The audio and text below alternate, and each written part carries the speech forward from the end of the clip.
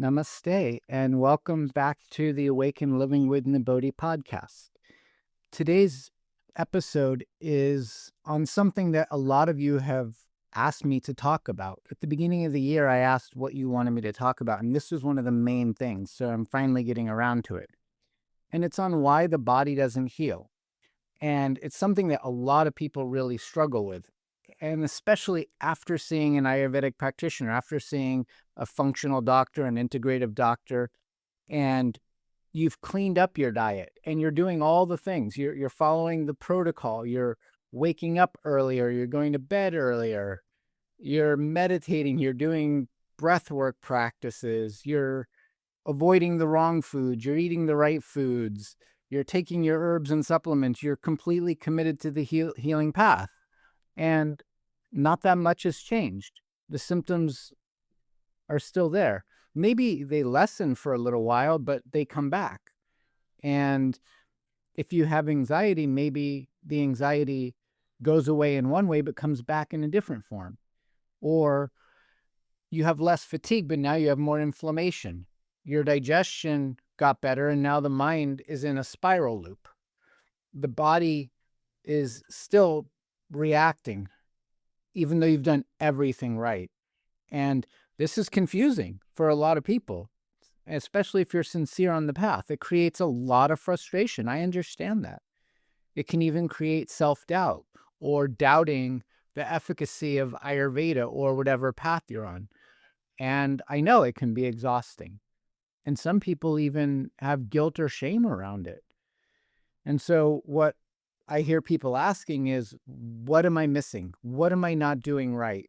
Why isn't this working? Am I just broken? Am I beyond repair? Why does everyone else heal but not me?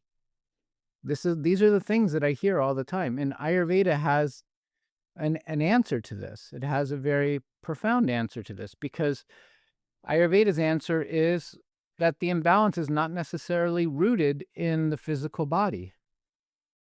Sometimes the disturbance is in the relationship between the mind and the nervous system and the gut and our subtle body and even our consciousness itself. And if we can understand that, that's the beginning of the real change, is understanding that healing, it's not just a biochemical process.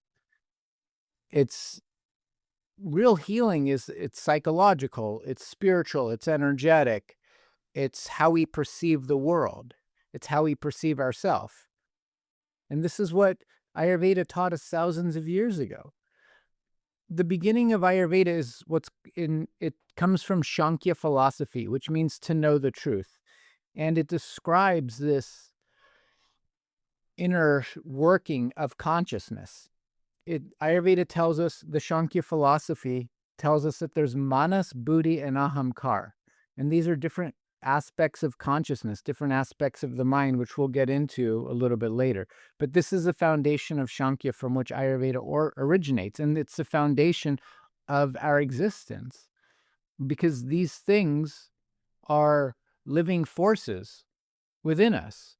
And it is what determines how well we digest not just our food, but our life experiences. It determines the quality of our ojas, our immunity. It determines the quality of our emotions and whether we're reacting or responding to life. It determines the quality of our relationships, not just with others, but with ourselves. It tells us how our nervous system is going to react or respond. It even determines the perception we have of ourselves and actually of reality. So if these different layers are not in coherence with each other, if they're not in harmony, if they're not communicating with each other, or if they're not communicating with each other properly, the prana, our life force, becomes disturbed. The tejas, our cellular intelligence, loses that intelligence, and the ojas, our vitality, our immunity, our longevity, becomes depleted. So even if you do all these good habits, they may not have the desired result. And that's what the depth of today's topic is going to be. We're going to explore all of this. And because so many people are trying to heal the body, but still remaining disconnected from our soul's intelligence, from the intelligence of the body. And eventually the body will no longer be quiet. It speaks out, it screams, it's yelling at us, just like Mother Nature. We've been abusing Mother Nature for so long, and she's starting to react. She's unconditional love, but she's also not remaining quiet anymore. One of my teachers, Gabor Mate, wrote a book called When the Body Says No, The Hidden Cost of Stress. I do encourage anyone and everyone to deep dive this book. It's available as an audio book as well, because stress is the silent killer. It disrupts all the other things we've talked about so far. It disrupts the communication between our digestion and our immunity and emotions, and the relationship between those, and the relationship with ourselves, and relationship with our boss and our spouse and our family and our community and nature. Stress disrupts the relationship of all of it because it puts us in a sympathetic fight, freeze, fawn, or flight state where we can't regulate. And the challenge is that in this modern world, and the modern medical approach to this is to focus almost entirely on the symptoms. We have drugs to fix the hormones. We have anti-inflammatory drugs. We have drugs to help you go to sleep. We have drugs to make the neurotransmitters in your brain fire or not fire. We have drugs for the gut. We have drugs for all of these things. Fix the gut, fix the microbiome, all these things. And Ayurveda says that we should do that because those are the foundation of Prana, Tejas, and Ojas. And 108%, all of those things matter. But if you just address fixing it versus the root cause, we're not really going to get results. The other things that really matter are our food. Our food matters. Our routine matters. The supplements and herbs matter. Sleep, digestion, all of that matters. And all of those things are important. But if we separate those from consciousness, they don't do their job. The body is not an isolated machine with isolated parts. It's not like if the spark plugs on your car are not working, you just change the spark plugs and the car is going to work again. It's not like that with us. Everything is connected. It's a universal intelligence. It's a field of intelligence. It's a living expression of consciousness itself. We didn't make this human body. God did that. God made this beautiful divine human body with all the organs and parts. There's billions, trillions of processes going on in the body on their own every single moment. It's an intelligence. It knows what to do. We don't tell brain, make this transmitter, this transmitter. There's tens of millions of neurosynapses every day. We're not telling it to do that. It knows what to do, but we're giving it the wrong information. And our body is moment to moment in response to our perceptions, what we perceive, safe, not safe, good, bad, right, wrong, the duality. We perceive in duality. We need to learn to perceive beauty and oneness. Our body responds or reacts to our emotional state, our identity, the ego, who we think we are, the persona, which actually means mask, the mask of who we think we are, if we're identifying as the persona versus the consciousness behind it. The body responds to all of our relationships, to our fears, and to our joy, and to our happiness and bliss. But it negatively responds to these other things. It responds to unresolved impressions, the samskaras. It responds to the beliefs about ourself and life. Another book I highly recommend by Bruce Lipton, The Biology of the Belief, The Biology of Belief. He greatly describes how every cell in your body vibrates at the frequency of thought and what you believe. And this actually makes a lot of sense because it really is, this is why two people can eat the exact same food and have a total different response. Two people can take the exact same herbal formula and have a different response. Two people can experience the exact same situation with the exact same stressor and have a response or reaction. The inner landscape is vastly different amongst every one of us. And the last count was 8.2 billion humans on the planet. What that essentially means is that there's 8.2 billion gardens that each need a different way to grow. And that's the glory of Ayurveda, is it gives us the know-how to grow the garden. Okay? But every person's nervous system interprets reality differently. In Ayurveda, really understands that our suffering begins long before any physical symptom appear, because suffering is in the mind, it's a perception.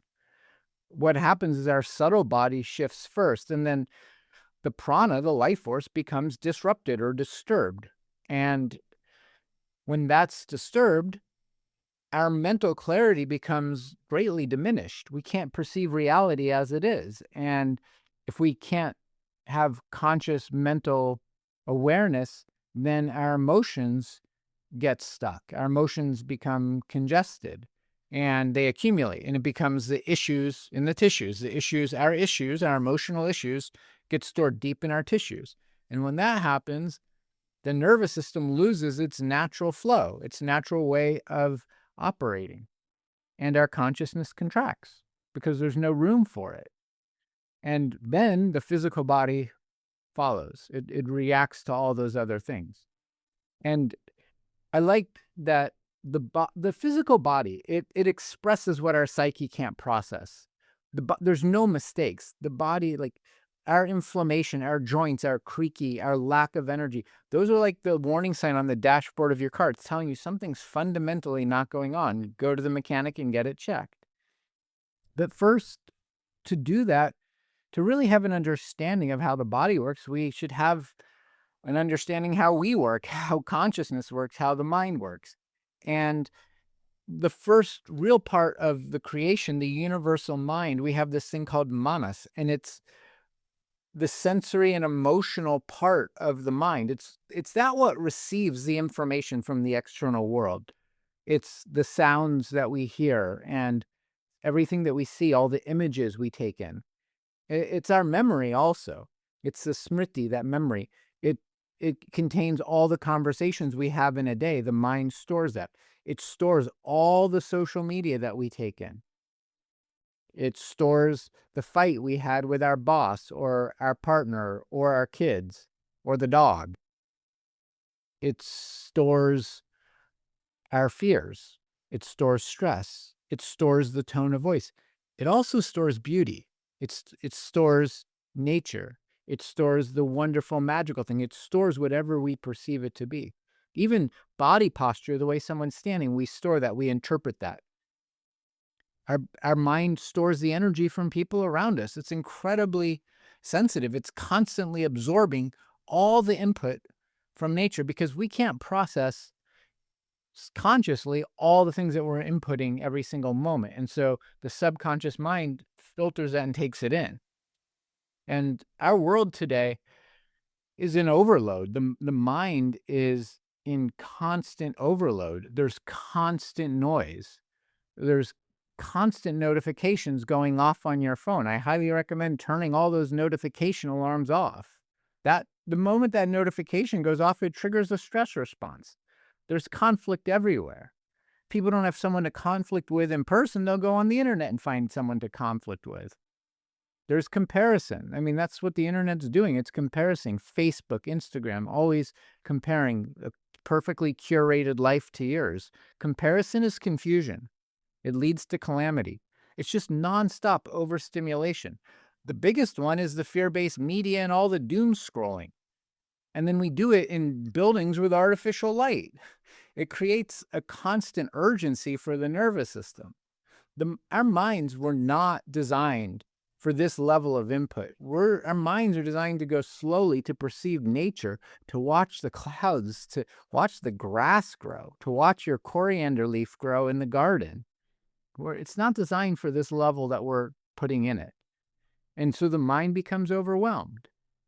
And what happens when the mind becomes overwhelmed? Everybody knows. It happens to everyone. Our sleep gets disturbed. Our digestion gets disturbed. Our focus becomes weak or just dull. And our emotional resilience to tolerate things that should normally be tolerated becomes very diminished. The nervous system is in high alert. It's in constant vigilance. It's constant fight or flight. That's not the way we're supposed to live. And everyone's looking for a vitamin. They go get blood work, and do I have a nutritional deficiency? We don't have a nutritional deficiency. We have an overstimulation excess. I mean, that does lead to nutritional deficiencies, but taking a multivitamin is not going to solve an overstimulation problem, okay? Many people think they need to take more supplements or a stronger supplement or the newest supplement or a stronger herb. What we need is less input.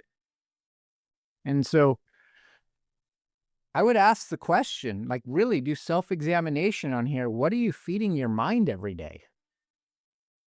Is the input you're putting in there beautiful and wonderful and wholesome and uplifting and bringing your heart radiant joy, or is it creating fear and panic and anxiety? The mind digests the impressions the exact same way the gut's supposed to digest food. But if the mind impressions are not digesting, it disrupts the gut microbiome. And those undigested emotional impressions become manasa ama, psychological toxins, mental toxins. And those can accumulate without our awareness, especially without our awareness, actually. Because if we were actually aware, then the problem would not accumulate because we would have the tools to address the issues long before they arrive. And then they're not going to get stored in our body. But all those mental toxins, they originate in all the things we've talked about, in a difficult conversation that we didn't process, that we didn't let go of. And for some reason, we love to hold on to the difficult stuff. We don't hold on to all the beauty. We just hold on to all the bad stuff. If we have like ongoing resentment of someone or something, our boss, our job, our life, if we have fear that goes unexpressed, suppressed grief, repressed emotions, depressed emotions, suppression, repression, depression, what does that lead to?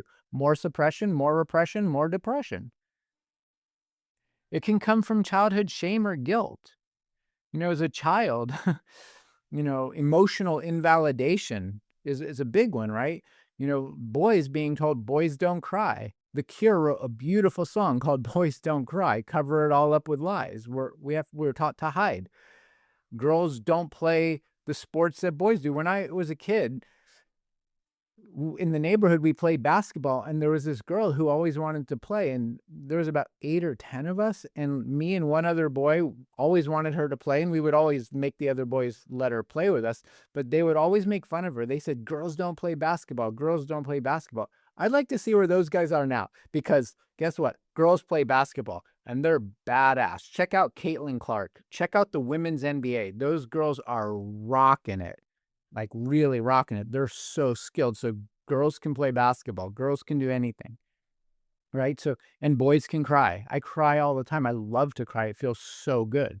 It releases all the tension because there's a lot to be upset about in the world, We're not feeding every person a meal every day. Every person doesn't have free medicine. That's painful. And so, I process it. I cry. I love to cry. We can have mental toxins because of the fear of rejection. In this modern world, we're taught to be perfect. And if we make a mistake, then we have this screwed up thing called cancel culture. We need to shift that to counsel culture, where we're counseling each other and allowing mistakes and allowing those mistakes to be the perfection, because that's how we learn. Okay? But regardless of where it comes from, all these impressions remain deep inside of our subtle body, and the issues become stored in our tissues. And then people wonder why they're not healing, or why they hit maybe like a plateau. It's really, really simple. The system's just overloaded. It's not rocket science. It's basic living on planet Earth. The system is overloaded. If an engine becomes overloaded, steam comes out and it shuts off. It's that simple. If you've been curious about Ayurveda and want to actually understand your body and start applying it into your daily life, I built the complete Ayurveda course for exactly that. It contains more than 30 years of education and practice distilled into 50 lessons, with over 10 hours of content, guided meditations, personalized assessments, and so much more. It's designed so you'll feel real shifts as you go through it. You'll experience more energy, better digestion, increased mental clarity, and a deeper sense of balance. Lesson by lesson, it's all there. So go to Nibodhi.com/courses to learn more. After the manas, we have what's called Buddhi. Not our booty. I mean, we have a booty, But Buddhi, Buddhi, that's the inner intelligence. The Buddhi is what we sit on, okay? And the Buddhi, it's the faculty of discernment. It's the inner intelligence. It's when we are in harmony, it's the clarity, it's the inner knowing, it's that wisdom. And what that faculty of discernment does for us is helps us distinguish the truth from illusion. It helps us to figure out what is our intuition and what's fear. And it helps us to become in more alignment. It creates coherence, really. It allows us to feel centered and grounded. And actually having a Buddhi, Booty, helps that too. But the Buddhi helps us to feel grounded, centered, clear, steady. And in that, we stop betraying ourselves by saying yes when we mean no, when saying no when we mean yes. Okay. But the way we're living our life, this modern world we're living in, it diminishes that Buddhi.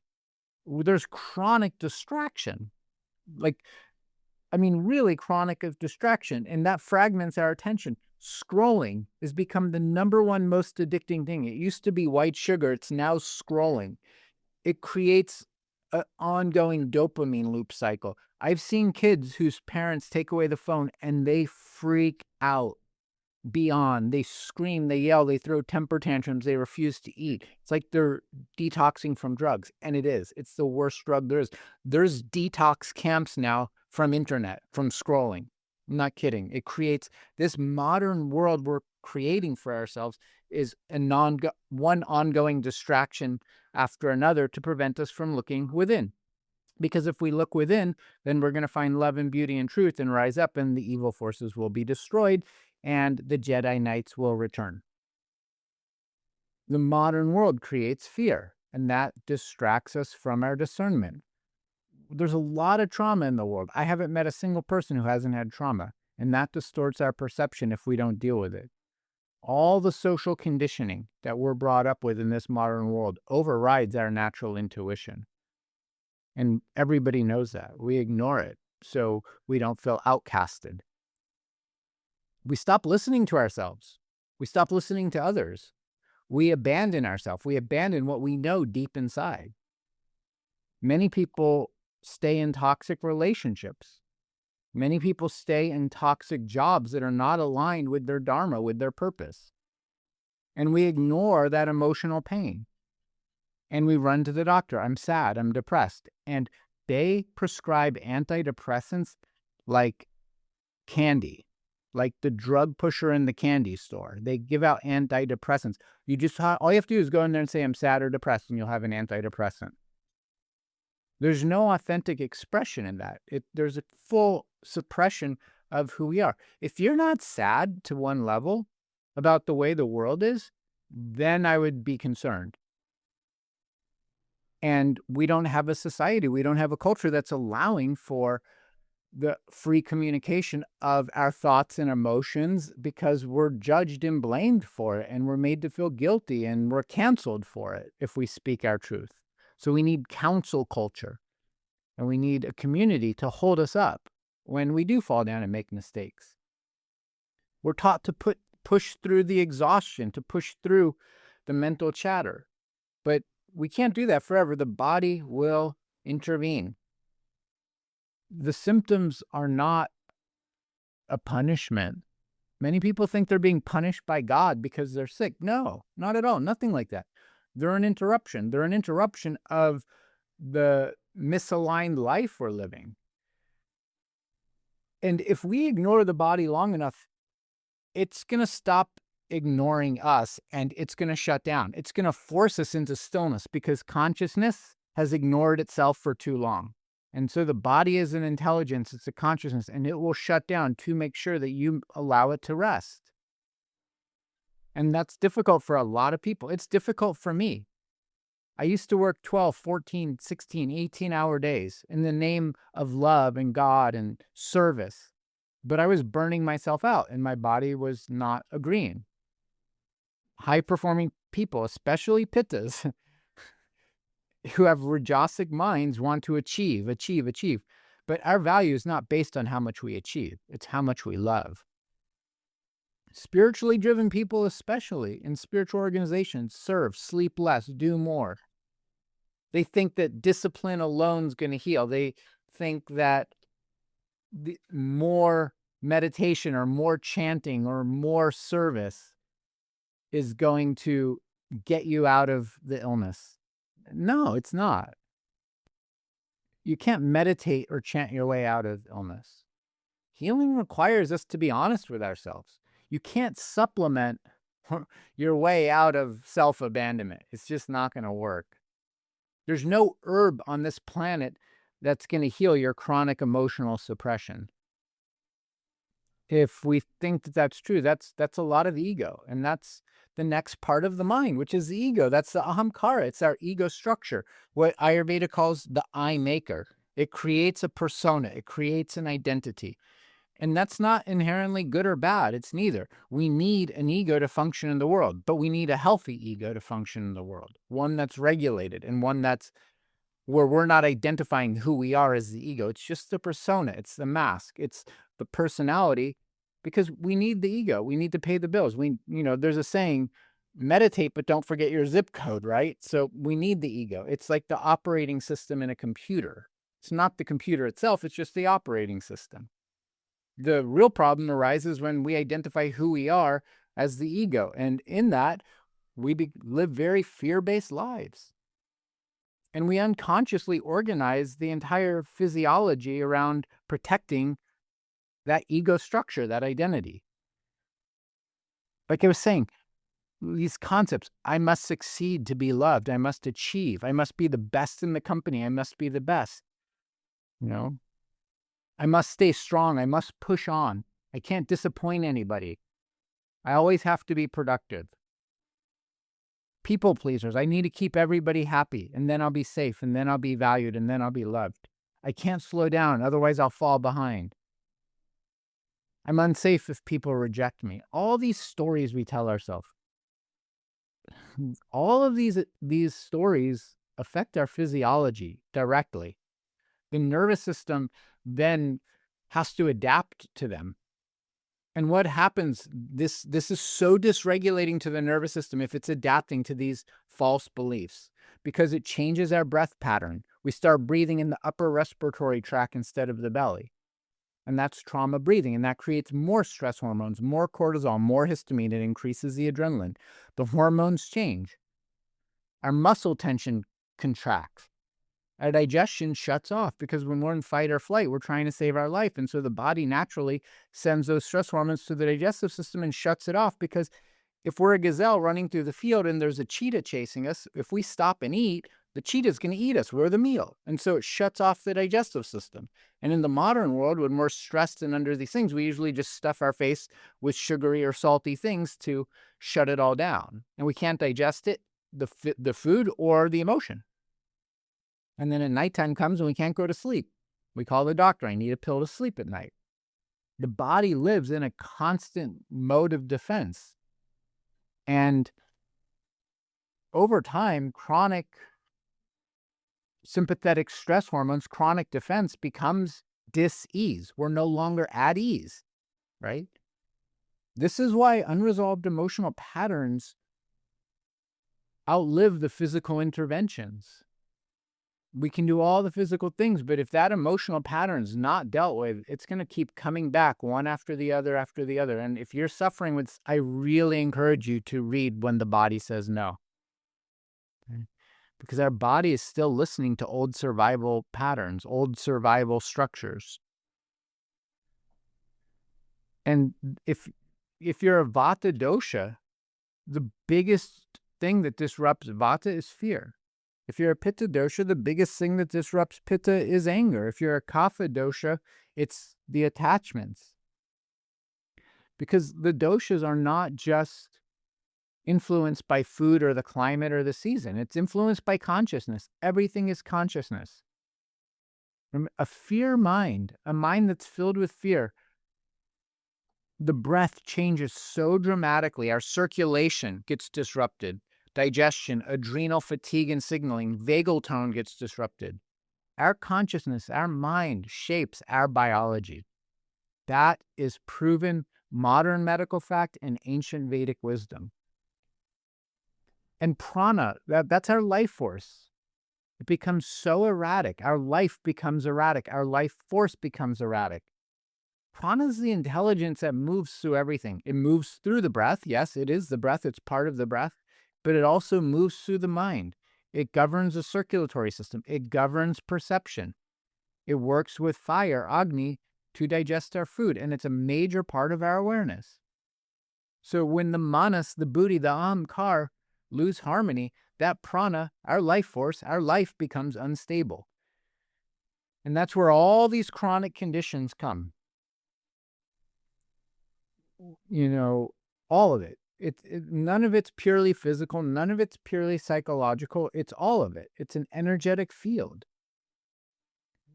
You may feel all these things, the scatteredness, the disconnected, the foggy mind, the brain fog, unmotivated, hyper-vigilant, exhausted, but wired but tired. That's what it is.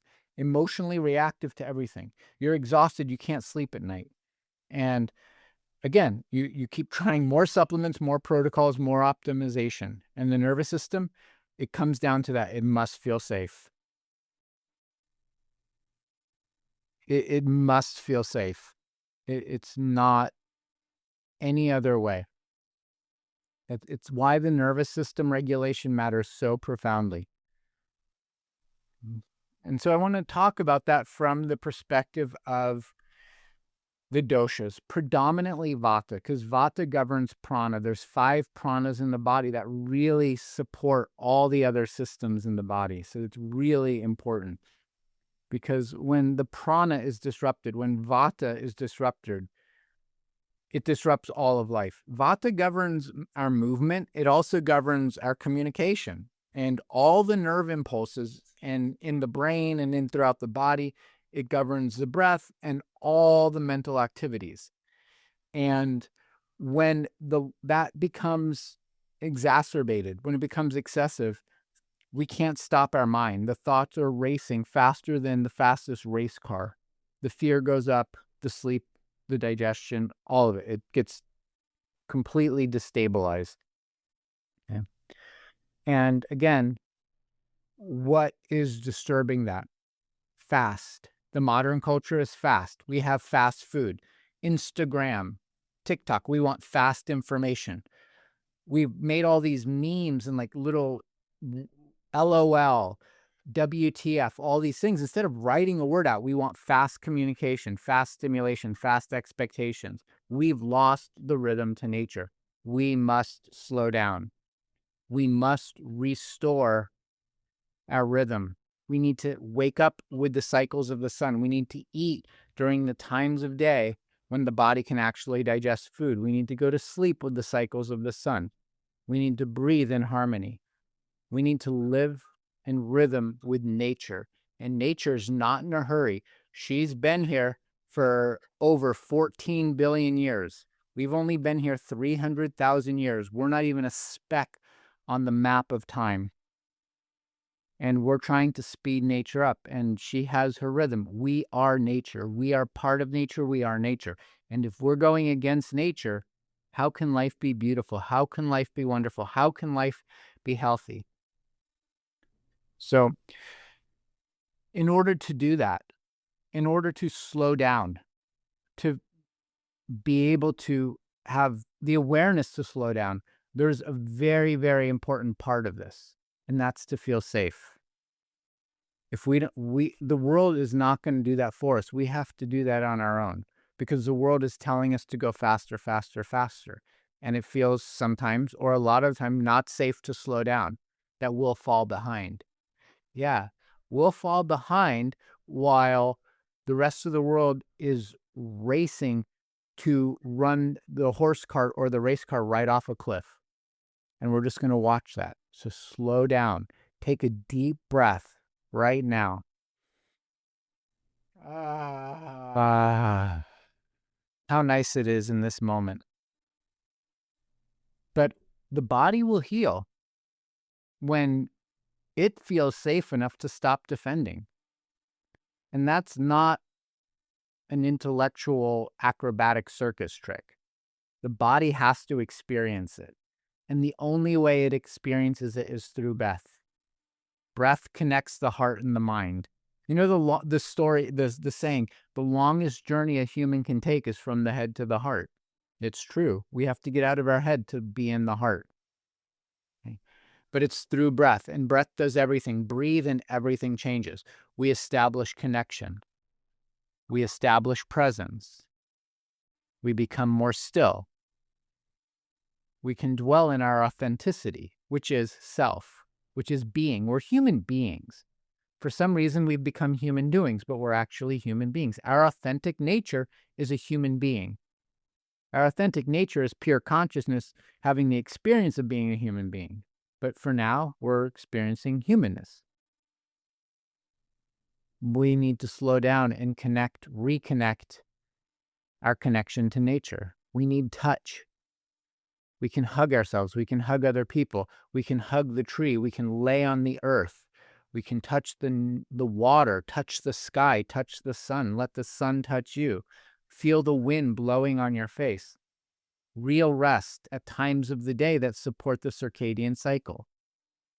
Being honest, having emotional honesty with yourself, first of all, and then with the people around you. Finding one or two friends who also want to have emotional integrity, emotional intelligence, and developing a spiritual connection with yourself, with nature, and with the people around you. And sometimes when that happens, people in our lives fall away because they're not ready to change. But you're not there for them. When you take your last breath, the only person going with you is you. So it's you that you need to take care of.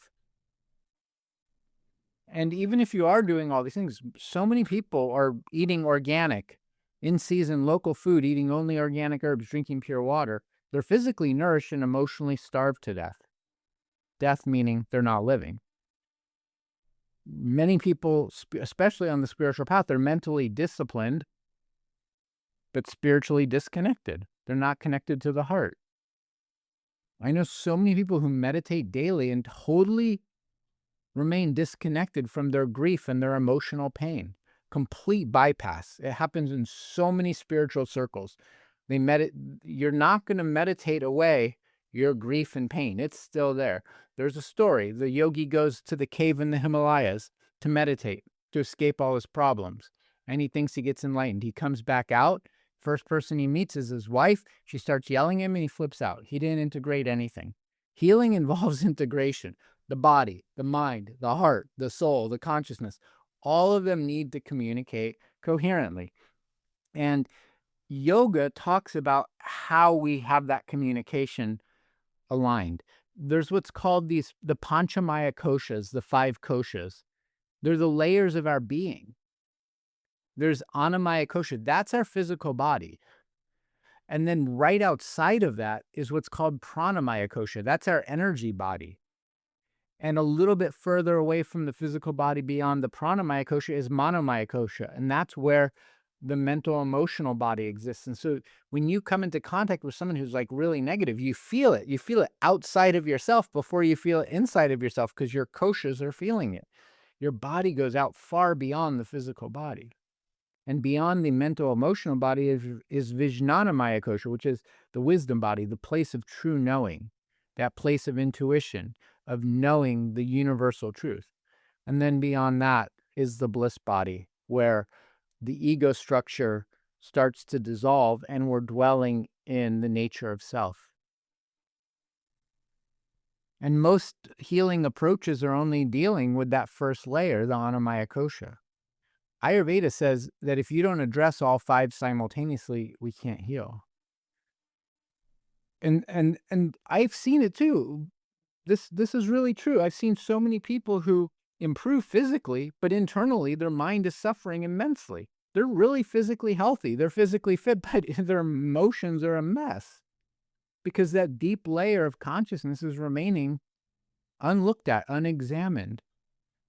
I don't remember which philosopher or wise man said it, but someone said an unexamined life is a life not lived. So true healing asks us to examine that. What is happening inside of your emotional body? What is happening? What frequency is vibrating inside your energetic body? What do you believe about yourself? What outdated, preconceived, societal conditioned, family conditioned models do you believe about your identity? And then it requires courage to do this, but really asking from sincerity, what unresolved experiences are still trapped in your nervous system? And where have you allowed yourself to become disconnected from your true self, your authentic self? No one else disconnected you. We did that ourselves. And they usually happen very young age of life. We have what's called ACEs, the adverse childhood experiences, because we associated who we were with our caretakers. And if they were dysregulated, which most likely they were, we were dysregulated. We didn't know a difference. We didn't have a developed prefrontal cortex. So, the suppressed truth of who we are and these repressed, depressed emotions become our physiological and psychological imbalances.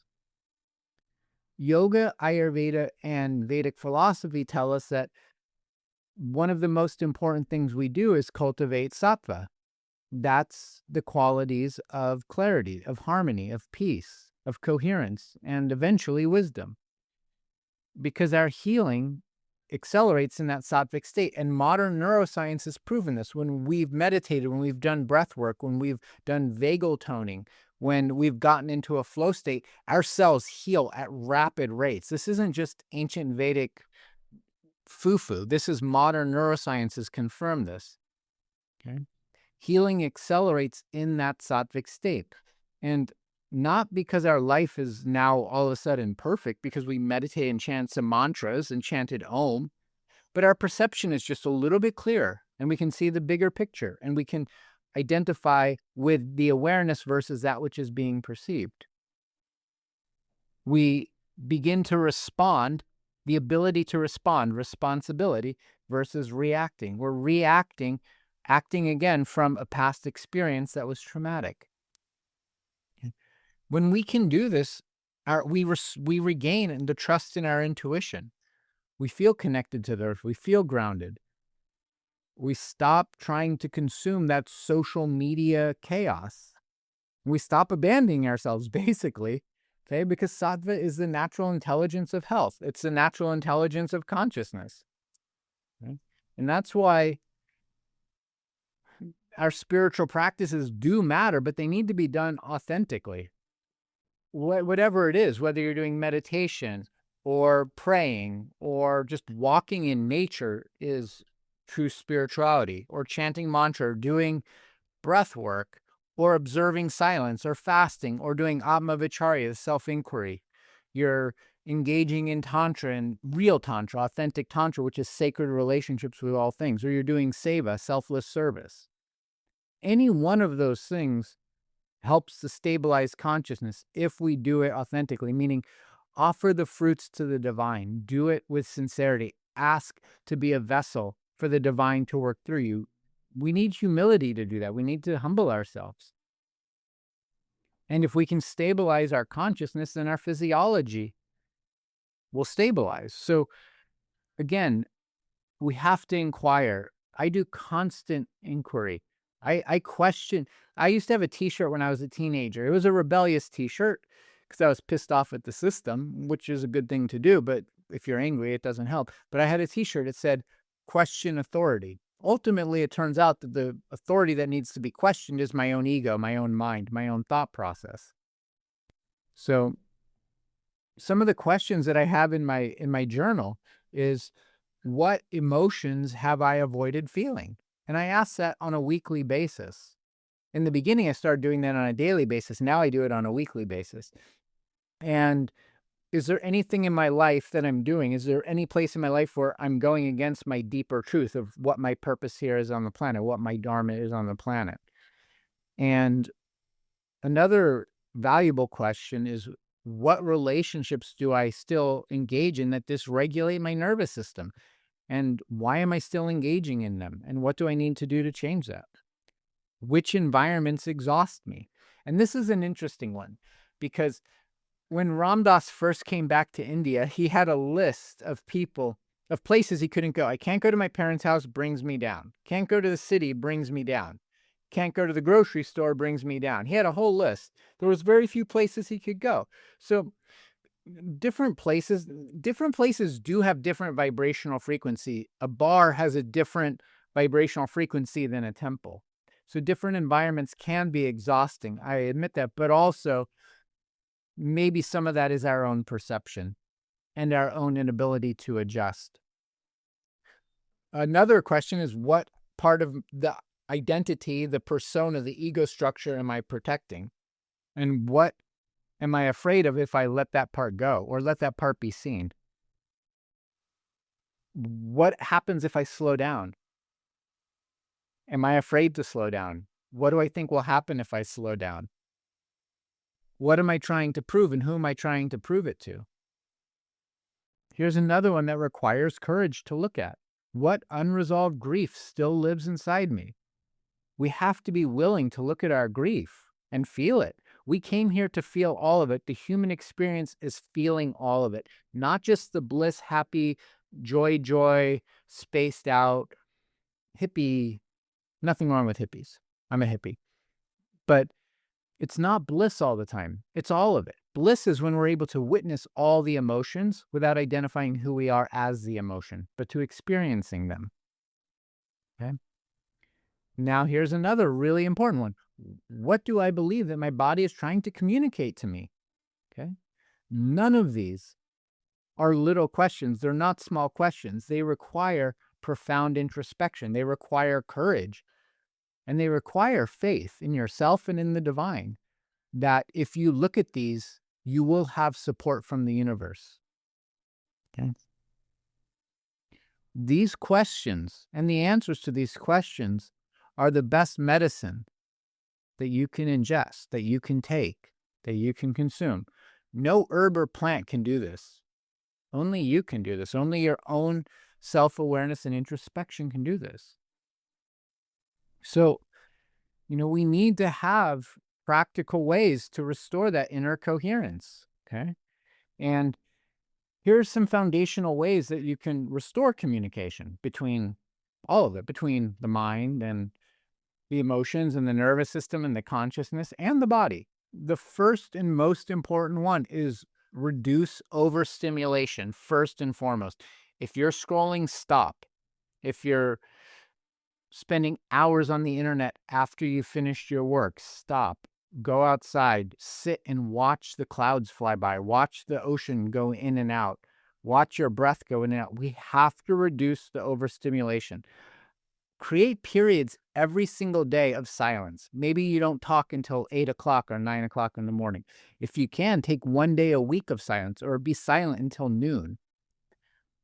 Limit the news, limit the chaotic media. The news is designed to feed negative impressions into you. It's designed that way. We need to stop watching this news. If you want to watch the news, look at goodnewsnetwork.org. It's telling us all the beautiful things humans are doing on the planet every day. We need to protect our sensory field. We need to protect our koshas. The world's intense. We need to have protection. Stabilize the vata, stabilize the prana. Especially if you're a Vata constitution. Eat warm cooked foods, eat oily foods. Have meals at the same time each day. Go to bed early, go to sleep at the same time each day. Do your breathwork practice. Try to create consistent rhythmic things.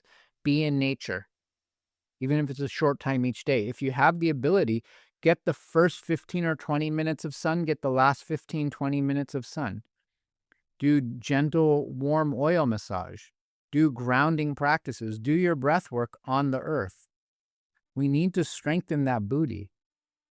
I recommend having a journal, and journal honestly, reflectively. Try to cultivate and practice discernment.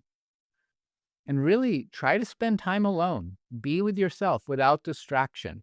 It's okay. If you need people, they will be there when you stop being alone. But the reality is we're alone and all one. You can be in the middle of New York City and still feel very lonely. And alone and lonely are very different.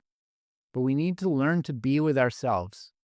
I think the most challenging thing for a lot of people is to be with yourself. That's why there's so much distraction. Learn to listen to your intuition.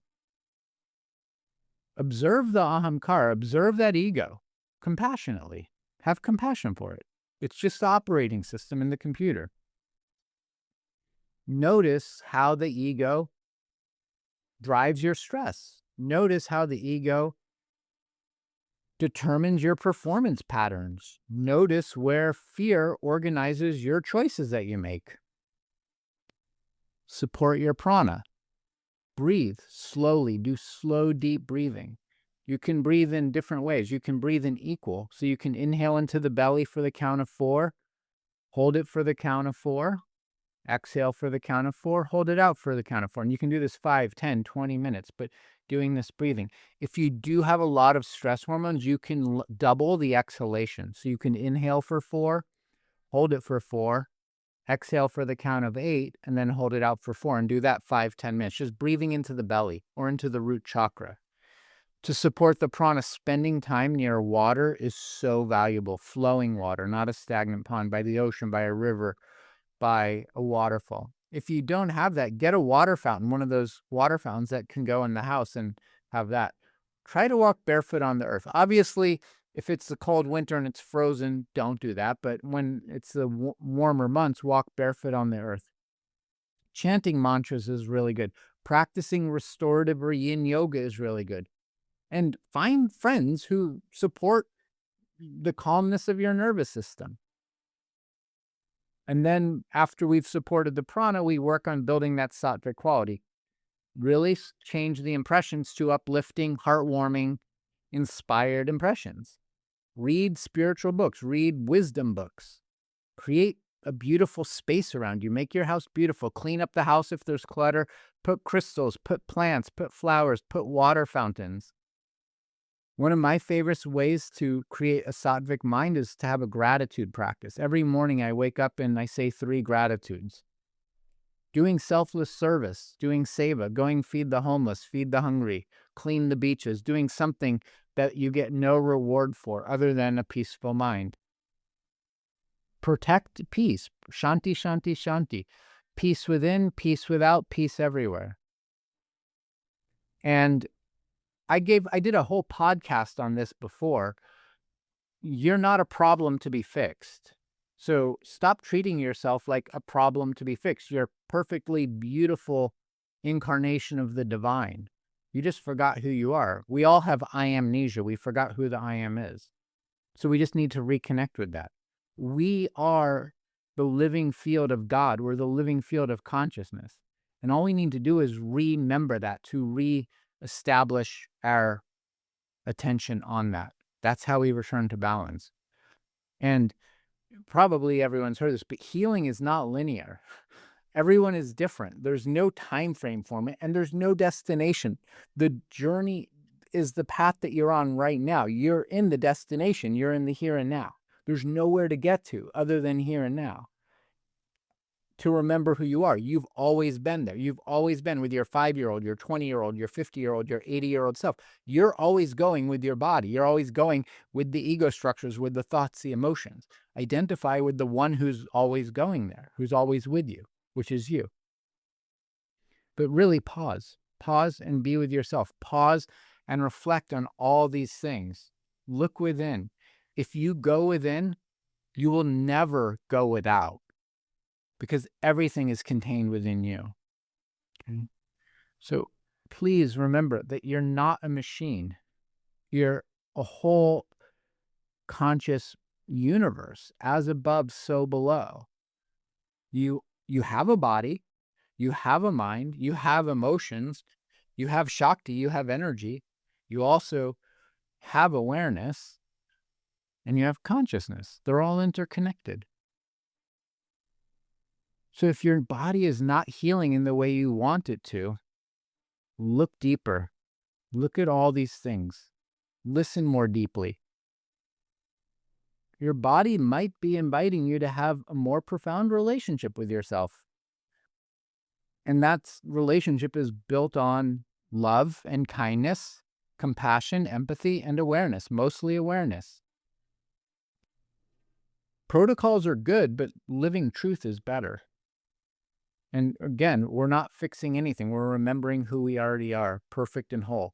In the Vedas, there's a mantra, Om Purnamada Purnamidam Purnat Purnamudachyate Purnasya Purnamadaya Purnameva Vashishyate. It means from the whole comes the whole. The perfection of the universe, from that perfection comes the perfection. All the things in the universe that were created are whole and perfect. If you try to take away from that whole and perfect, what remains is still whole and perfect. So that's where we need to identify. Healing is the restoration of coherence between all of it. Body, mind, prana, our true self. So I hope that today's episode was inspiring, enlightening, may have given you some insight into some things. And if it did resonate with you, please share it with someone, anyone who's going through their healing journey. Share it with friends, family, community. Don't forget to rate and review the podcast, subscribe, and please share your comments, share your experience, share your wisdom, because it's when we have these conversations that we can learn and grow together in a community. And take a few moments today and really slow down and just breathe and listen inwardly. Hear what your deeper intelligence is trying to say to you. So until next week, fill your hearts with love and express that in everything you do. Namaste.